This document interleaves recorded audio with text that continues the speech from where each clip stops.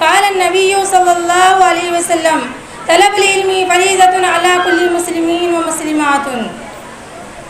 یہ بات رٹی ہوئی ہے کہ ایک مرد کی تعلیم فرد کی تعلیم ہے، لیکن ایک عورت کی تعلیم سارے خاندان کی تعلیم ہے. اسی طرح ایک عورت کی لا علمی سارے خاندان کی جہالت کا باعث بن سکتی ہے. بچے کا پہلا مدرسہ ماں کی گود ہے، اور بچے کی تعلیم اس کی ولادت سے بھی پہلے شروع ہو جاتی ہے. ماں کے خیالات احساسات کے اثرات اس وقت سے بچے پر اثر انداز ہونا شروع کر دیتے ہیں، جبکہ وہ شکم مادر میں ڈھلتا رہتا ہے. اگر ہم تعلیمی نسواں پر زیادہ زور نہ دیں تو ہماری آئندہ آنے والی نسل میں کہیں بھی ہمیں عالم و فاضل نظر آنا ممکن نہیں. کسی شاعر نے کیا خوب کہا ہے درس گاہ اول آگوش مادری، ہے درس گاہ اول آگوش مادری. بچوں سے پہلے ماؤں کو تعلیم دیجیے. تعلیم نسواں اس لیے بھی ضروری ہے کہ مذہب اسلام سے بڑھ کر کسی اور مذہب نے پچھلی صدیوں میں تعلیم نسواں پر اس قدر زور نہیں دیا. جیسا کہ اسلام نے بلا امتیاز مرد زن تمام مسلمانوں کو علم کا حصول ضروری قرار دیا، جس طرح مردوں کو علم دین کے حصول اور اس کی نشر اشاعت کی ترغیب دی، اسی طرح عورتوں کو بھی زیور علم سے آراستہ ہونے کی تلقین کی ہے. تعلیم رجال جتنی ضروری اہمیت افادیت کے حامل ہے، تعلیم نسواں بھی اس قدر بلکہ اس سے بھی بڑھ کر ضروری اہمیت افادیت کے حامل ہے. معاشرے کی اصلاح میں تعلیم یافتہ خواتین کا بڑا اہم رول ہوتا ہے.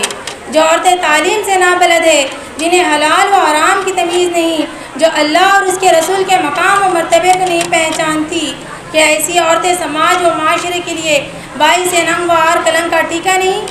تعلیم نسواں اس لیے بھی ضروری ہے کہ اسلام کے پیغام کو سمجھے، رسول رحمت کے دل نشین ارشادات کو جانے اور اپنے ماحول میں دعوت اور ارشاد کا فریضہ انجام دے، اور اپنے جگر کے ٹکڑوں کی صالح تربیت کرے. اگر ماں تعلیم یافتہ ہو تو صالح معاشرے کی تشکیل ہوں گی، اور وہ شہر نمودار ہوں گی جس کا زاویہ نگاہ توحید رسالت و آخرت پر ہوگا. علامہ اقبال فرماتے ہیں، وہ شہر جس سے لرزتا شبستان وجود، وہ شہر جس سے لرزتا شبستان وجود، ہوتی ہے بندہ مومن کی اعضاء سے پیدا. آمد اسلام سے قبل عرب کی سرزمین میں تمام برائیاں پائی جاتی تھی. وہاں پر بدعمالی تھی، بد اخلاقی تھی، شراب نوشی تھی. معاشرہ انتہائی پراگندہ ہو چکا تھا. مذہب اسلام نے اس زمانے کو زمانے جاہلیت سے تعبیر کیا ہے. اس کا صاف مطلب ہے کہ تمام برائیوں، بے حیائیوں اور ناانصافیوں کا تجسمہ جہالت ہے، اور جہالت کا خاتمہ تعلیم سے ہی ممکن. تعلیم کو اسلام نے بنیادی سے چشمہ قرار دیا ہے. خالق کائنات نے جب حضرت آدم علیہ السلام کو پیدا کیا تو سب سے پہلے تعلیم کا بندوبست کیا. تعلیم انسان و حیوان میں فرق امتیاز پیدا کرتی ہے. تعلیم ہی کے ذریعے انسان انسانیت کے آداب و اصول کو سیکھتا ہے. جہاں تعلیم نہ ہو نہ دنیا آتی ہے نہ دین. دنیا ایک تعلیم گاہ ہے، ایک مدرسہ ہے، ایک سیکھنے کی جگہ ہے. تمام انسان طالب علم ہے، انبیاء اکرام خصوصی شاگرد ہے، اور تمام انسانوں کو پیدا کرنے والی ذات ہی معلم ہے. دنیا کی پیدائش ہی تعلیم کے مقصد سے ہوئی ہے. طالب علموں کی سہولت کے لیے زمین بنائی گئی ہے، ان کے کھانے پینے کے لیے زمین بنائی گئی ہے، اور مطالعے کے لیے روشنی کی ضرورت پڑ سکتی تھی تو چاند، سورج اور ستارے پیدا کیے گئے. تعلیم کے بارے میں سب سے پہلا امتحان قبر میں ہوگا اور فائنل امتحان میدان محشر میں. انسانی زندگی کی ابتدا ماں کے بطن سے ہوتی ہے. ماں کے پیٹ سے پیدا ہو کر دنیا میں آتا ہے، اسی لیے ماں کی گود کو انسان کی پہلی درسگاہ کہا جاتا ہے. ظاہر ہے کہ مدرسے میں تعلیم اسی وقت بہتر ہو سکتی ہے جبکہ معلم اچھے ہو. اور جس گھر میں مائیں معلمہ ہوتی ہے، یعنی وہ پڑھی لکھی، تعلیم و تربیت سے مامور، تو ایک دینی اور تعلیمی ماحول دیکھنے کو ملتا ہے. اور جس گھر میں مائیں تعلیم و تربیت سے عاری اور بد اخلاق ہوتی ہے تو بچے بھی اس کے اثرات قبول کر لیتے ہیں. رسول صلی اللہ علیہ وسلم کے تعلیمات اور سیرت طیبہ میں تعلیم نسواں کا ایجاب، تاکید اور تلقین بھرپور انداز میں موجود ہے. آپ کا مشہور ارشاد ہے، طلب العلم فریضۃ علی کل مسلم، کہ علم کا حاصل کرنا ہر مسلمان پر فرض ہے.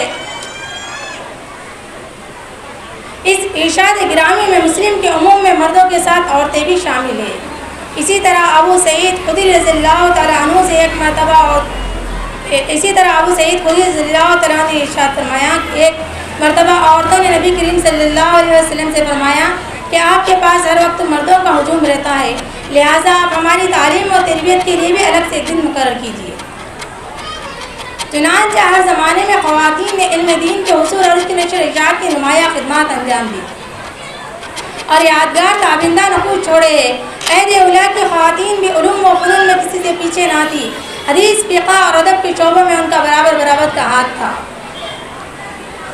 صحیح مسلم و بخاری کی سینکڑوں احادیث ام المؤمنین حضرت عائشہ رضی اللہ تعالیٰ عنہ سے مروی ہے۔ آپ رضی اللہ تعالیٰ عنہ حدیث، فرائض، احکام، حلال و حرام، احبار و اشوار میں تمام خواتین سے فائق تھی۔ کئی صحابہ رضی اللہ تعالیٰ عنہ آپ رضی اللہ تعالیٰ عنہ سے رجوع فرماتے تھے۔ اسی طرح ام المؤمنین ام سلمہ رضی اللہ تعالیٰ عنہ، حضرت حفصہ رضی اللہ تعالیٰ عنہ، اسماء بنت ابی بکر رضی اللہ تعالیٰ عنہ، ام عطیہ رضی اللہ تعالیٰ عنہ انصاریہ جیسی صحابیات میدان علم میں نمایاں مقام کی حامل تھی۔ ان سے سارے کبار تابعین نے حدیث روایت کی ہے۔ تابعات میں حفصہ بنت سیرین رحمۃ اللہ علیہ، رابعہ بصریہ رحمۃ اللہ علیہ عبادت، فقہ اور قرآن و حدیث کے علم میں بلند مقام پر فائز تھی۔ امام شافعی رحمۃ اللہ علیہ نفیسہ بنت الحسن کے دروس میں شریک ہوتے اور ان سے حدیث سنتے تھے۔ حافظ ابن عساکر نے 80 سے زائد عورتوں سے حدیث روایت کی ہے۔ خواتین اسلام کے تذکرے میں متعدی اور مستقل کتابیں تصنیف کی گئی ہے، جن کے مطالعے سے ہمیں ایک شاندار ماضی اور روشن تاریخ کا احساس ہوگا۔ تاریخ یہ بتاتی ہے کہ مذہب اسلام سے بڑھ کر کسی اور مذہب نے عورتوں کی تعلیم کو فرض قرار نہیں دیا۔ یہی وجہ تھی کہ ایک قلیل مدت میں اربوں کی کایا پلٹ گئی۔ جو لوگ لڑکیوں کو پیدا ہوتے ہی زندہ دفن کر دیتے تھے، وہ یہ سمجھنے لگے کہ جنت ماں کے قدموں کے نیچے ہے، بیوی رفیق حیات ہے، بیٹی آنکھوں کی ٹھنڈک ہے، عورت گھر کی ملیکہ ہے، نبیوں کو آغوش میں پالا ہے، زندگی کی ہر باغ و بہار میں وہ برابر کی حصہ دار ہے۔ یہ اعلیٰ مقام عورت کو اسی وقت حاصل ہو سکتا ہے جبکہ وہ جاہل نہیں بلکہ عالم بنے، زندگی کے ہر شعبے میں مرد کا برابر کا مقابلہ کر سکے۔ حضرت ام سلمہ رضی اللہ تعالیٰ عنہ صرف جنگ احد میں ہی حصہ نہ لیا تھا بلکہ جنگ حنین میں وہ بھی ایسے جبکہ وہ حمل سے تھی۔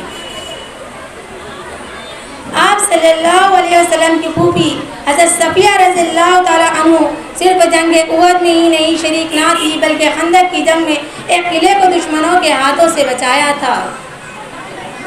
تاریخ کے پس منظر کی روشنی میں موجودہ حالات کا جائزہ لیا جائے تو پتہ چل جائے گا کہ ہم تیزی سے ایام جاہلیت کی طرف رواں دواں ہیں۔ اگر یہی حالات ہماری چند سال رہی تو ہمارا شمار اس دیش کی عظیم جاہل قوم میں ہوگا، اور منحوس دن آنے سے پہلے ضروری ہے کہ ہم جاگ جائیں اور سر توڑ کوشش کریں کہ ہماری اصلاح ہو، اور وہ اصلاح صرف اور صرف تعلیم و تربیت سے ہی ہو سکتی ہے، اور وہ بھی تعلیم نسواں سے۔ موجودہ دور میں تعلیم نسواں کے علم برداروں نے بڑے پیمانے پر مدارس نسواں قائم کیے ہیں، جس میں سے زیادہ تر اقامتی ادارے ہیں۔ ان اداروں میں مدرسہ حاضہ یعنی جامعہ گلشن فاطمہ للبنات کا بھی شمار ہوتا ہے، جو 18-19 سال سے اپنی اسلامی تہذیب و تمدن کی اشاعت میں لگا ہوا ہے۔ مدرسہ حاضہ کے اساتذہ اور معلمات نے بچوں کی رہائش کے ساتھ ساتھ تعلیم و تربیت اور اخلاق وغیرہ میں بھی طالبات کی رہنمائی فرمائی ہے۔ ہمارے اساتذہ کی محنتوں کو اللہ تعالیٰ قبول فرمائے۔ یہ بچیاں، یہ طالبات مستقبل کی ضامن ہیں، معصوم ہیں، نیک ہیں۔ ان حسن جمال پریوں کو ایسے ادارے علم ہونے سے مزین کر دے تو انشاءاللہ اسلام کا مستقبل میں بول بالا ہوگا۔ ان اشعار پہ میں اپنی گفتگو کو ختم کرتی ہوں۔ تعلیم دخترا میں پنہاں اصول ہو، تعلیم دخترا میں پنہاں اصول ہو، ماؤں کی لوریوں میں سوزے بطول ہو، ایک ایک گھونٹ دودھ میں ذکر رسول ہو، ایک ایک گھونٹ دودھ میں ذکر رسول ہو، ایمان کی عجیب حلاوت حصول ہو۔ مائیں ہماری آج خدیجہ صفات ہو، مائیں ہماری آج خدیجہ صفات ہو، پھر فاطمہ صفات ہماری بنات ہو۔ قرآن کی روشنی میں ہو تعمیر طالبات، قرآن کی روشنی میں ہو تعمیر طالبات، تعمیر طالبات ہے تعمیر صالحات، تعمیر صالحات ہے تنویر امہات، تنویر امہات ہے تسخیر کائنات۔ اللہ تعالیٰ ہم سب کو کی توفیق نصیب فرمائے۔ وآخر دعوانا الحمد للہ رب العالمین۔